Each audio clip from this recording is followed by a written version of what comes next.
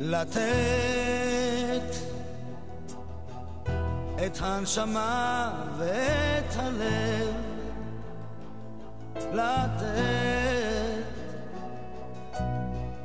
לתת כשאתה אוהב,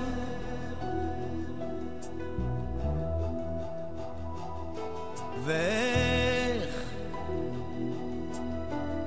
מוצאים את ההבדל שבין לקחת ולקבל. או תלמד לתת,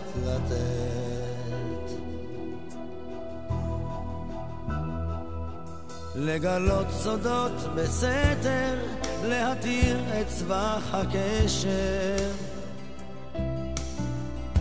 כשהלב בך נצבט,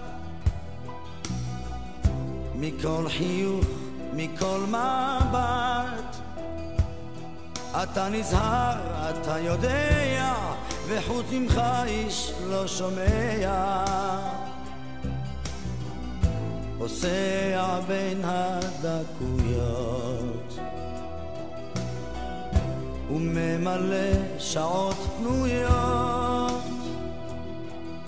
לתת את הנשמה ואת הלב, לתת כשאתה אוהב, או תלמד לתת.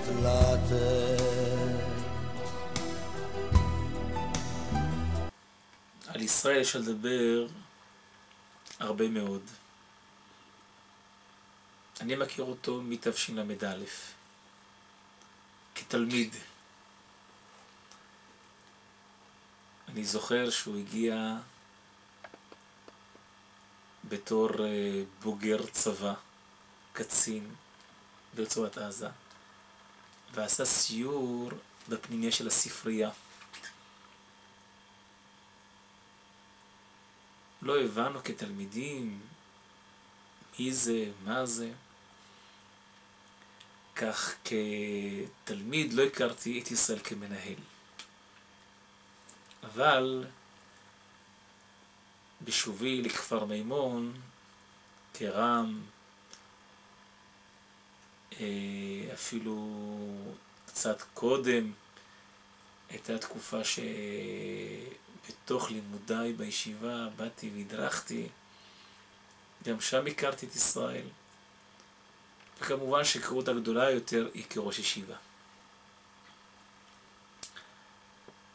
אפשר לומר שישיבת בית יהודה בכפר מימון נבנתה רוב בניינה ורוב מניינה על ידי ישראל.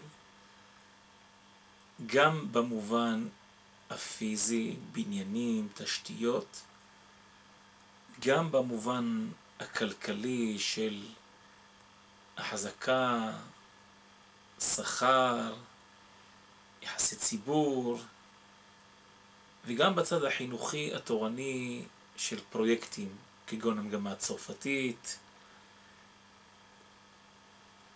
המגמה של תלמידי אתיופיה משנת תשמ"ד. אין ספק שהישיבה בלי ישראל זה ישיבה אחת, ועם ישראל זה ישיבה אחרת. לשמר, לתת את הנשמה ואת הלב, לתת כשאתה אוהב, עוד תלמד לתת.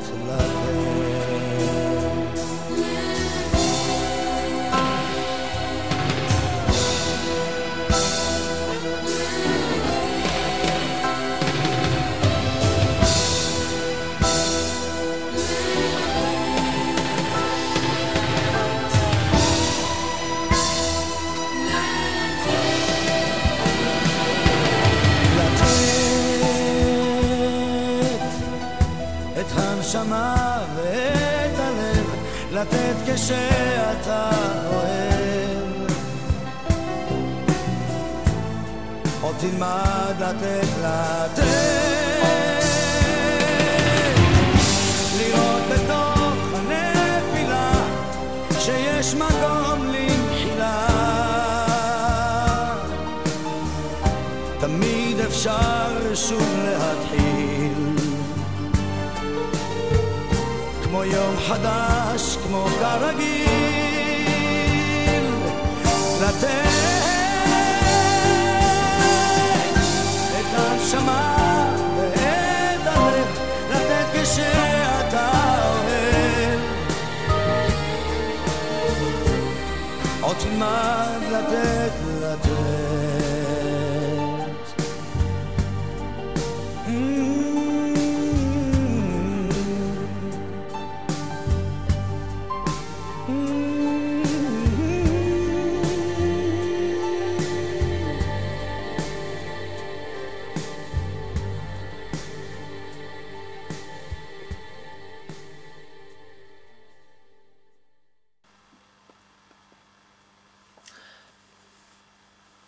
אין ספק שאפשר לומר על ישראל שהוא הקים עולה של תורה בנגב.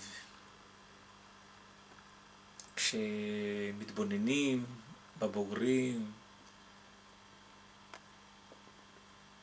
בכמות הבוגרים, אני בטוח שרובה דרובה של הבוגרים זה בזכות ועל ידי אותה עבודה גדולה וחשובה שישראל עשה. את ישראל אפשר להבחן מכמה פנים. הפן הפורמלי שעמד על נהלים ועל תקנות, ועל הפן האישי, המתחשב, הרגיש, ונדמה שהוא קיים בהליכותיו, בעבודה ובכלל,